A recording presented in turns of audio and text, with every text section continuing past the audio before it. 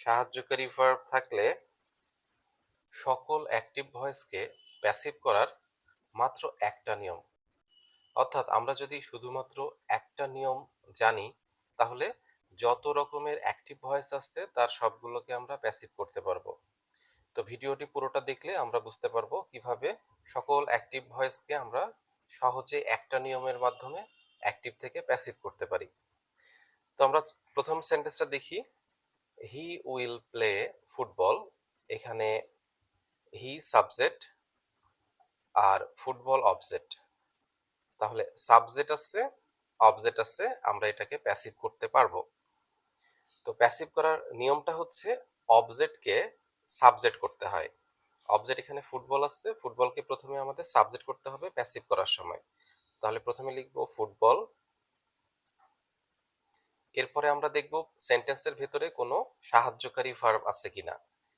আমরা সাহায্যকারী ভার্ব যারা চিনি না তারা আগে সাহায্যকারী ভার্ব শিখবো।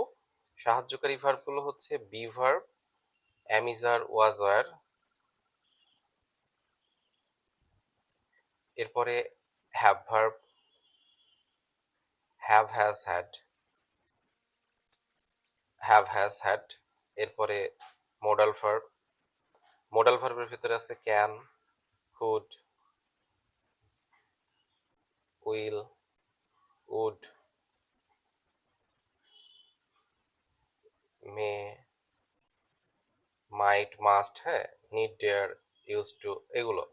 তো আমরা যারা ভয়েস চেঞ্জ শিখতে আসবো তারা অবশ্যই সাহায্যকারী ভার্ব যেগুলো আছে সেগুলো আগে পড়ে নিব এবং মনে রাখবো, তাহলে সহজে আমরা অ্যাক্টিভ থেকে প্যাসিভ করতে পারবো। তো এখন নিয়মটা বলি। সেটা হচ্ছে যে যদি আমরা দেখি কোনো সেন্টেন্সের ভেতরে সাহায্যকারী ভার্ব আছে, যেমন এখানে উইল দেয়া আছে, উইলটা সাহায্যকারী ভার্ব। তো আমরা সাহায্যকারী ভার্ব দেয়া থাকলে সাহায্যকারী ভার্ব লিখবো, তবে সেটা সাবজেক্ট অনুযায়ী। সাবজেক্ট অনুযায়ী সাহায্যকারী ভার্ব লিখতে হবে। এখানে আমার প্যাসিভ করার সময় সাবজেক্ট হচ্ছে ফুটবল, অবজেক্টটা সাবজেক্ট হয়েছে, এটা এখানে আসছে। এরপরে কি করতে হবে, সাহায্যকারী ভার্ব, এখানে সাহায্যকারী ভার্ব উইল আছে, আমরা উইলটা নিব। এরপরে যদি সাহায্যকারী ভার্ব থাকে, নিয়মটা হচ্ছে একটি বি আনবো, বি। এখন কথা হচ্ছে বি কেন আনবো। আমরা জানি অ্যাক্টিভ মানে হচ্ছে করা, আর প্যাসিভ মানে হওয়া। মানে এখানে যে খেলার কাজটা হচ্ছে, এই খেলার কাজটা কিন্তু হি করছে, মানে সাবজেক্টই কাজটা করে। তো যখন সাবজেক্ট কাজটা করে, খেলার কাজটা যেহেতু সাবজেক্ট করে, তাই আমরা বলবো এটা অ্যাক্টিভ। আর প্যাসিভ মানে হচ্ছে সাবজেক্ট কাজটা করে না। যেমন এখানে সাবজেক্টটা হচ্ছে ফুটবল, ফুটবল কিন্তু খেলে না, ফুটবল নিজে থেকে খেলতে পারে না।